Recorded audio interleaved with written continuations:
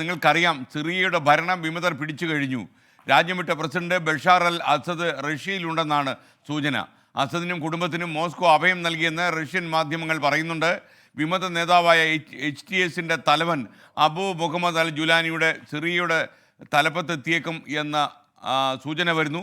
അതിനെക്കുറിച്ച് തന്നെയാണ് ഇന്ന് ഈ പ്രഭാതത്തിൽ വരുന്ന ഏറ്റവും പ്രധാനപ്പെട്ട വാർത്ത. അത് തന്നെയാണ്. പ്രസിഡന്റ് ബഷാർ അൽ അസദിനും കുടുംബത്തിനും മോസ്കോ അഭയം നൽകിയെന്ന് റഷ്യൻ ഔദ്യോഗിക മാധ്യമമാണ് റിപ്പോർട്ട് ചെയ്തത്.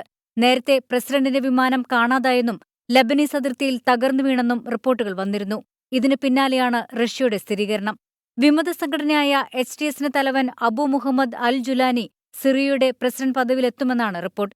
അങ്ങനെ സംഭവിച്ചാൽ അസദിനെ പിന്തുണയ്ക്കുന്ന റഷ്യയുടെയും ഇറാന്റെയും നിലപാടുകൾ നിർണായകമാകും. 2015 മുതൽ അസദ് ഭരണകൂടത്തിന് ഉറച്ച പിന്തുണയാണ് റഷ്യ നൽകുന്നത്. അൽഖ്വയ്ദയിൽ ചേർന്ന അൽ ജുലാനി സിറിയയുടെ തലപ്പത്തെത്തുമ്പോൾ രാജ്യത്തെ ന്യൂനപക്ഷം ആശങ്കയിലാണ്. ഇപ്പോൾ അൽഖ്വയ്ദയോട് ആഭിമുഖ്യമില്ലെന്ന് അൽ ജുലാനി വിശദീകരിക്കുമ്പോഴും ആശങ്കയ്ക്ക് വിരാമമില്ല.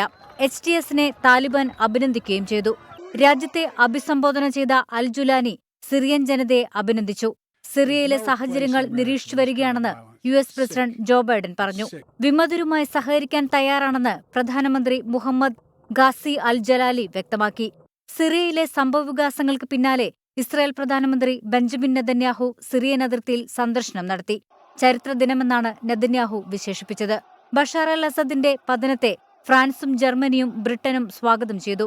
വിമതർ സിറിയ പിടിച്ചെടുത്തതോടെ വ്യാപക അക്രമമാണ് നടക്കുന്നത്. സിറിയയിലെ ഇറാൻ എംബസി വിമതർ ആക്രമിച്ചു. എംബസിയിലേക്ക് ഇരച്ചുകയറി ഫയലുകളും രേഖകളും നശിപ്പിച്ചു.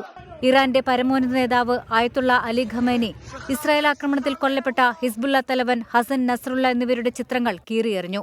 വിമത നീക്കത്തോടെ സിറിയയിലെ സംഭവവികാസങ്ങൾ ലോകരാജ്യങ്ങൾ ആശങ്കയോടെയാണ് കാണുന്നത്.